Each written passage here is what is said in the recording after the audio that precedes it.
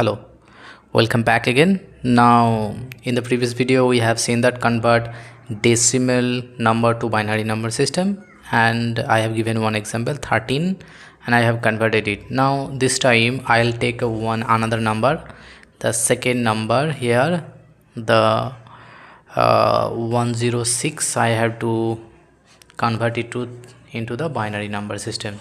So in the similar way I have to divide it.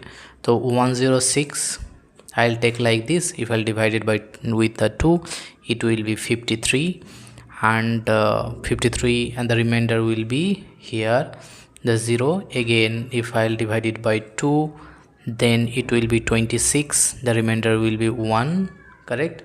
And then again I will divide it by 2, then it will be 13.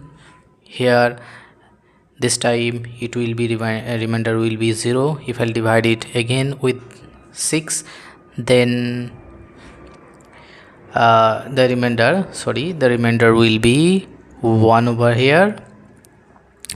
Now again I'll divide it by 2, it will be 3, okay, and the remainder will be 0 over here, correct? Again it will divide it by 2, then it will be 1, and the remainder will be 1.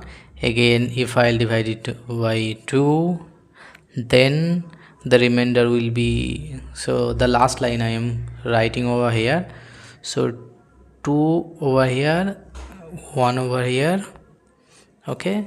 So we divided by 2, it will be like the 0, and the remainder will be 1.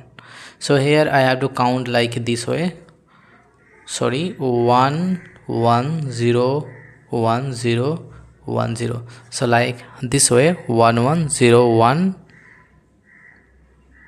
0 1 0 2. So it will be 1 1 0 1 0 1 0. So this is the binary equivalent number for the decimal number 106. So if you have any question regarding this, you can write it in the comment section, okay? So thank you for watching this video. See you in the next one. Till then, take care. Bye bye.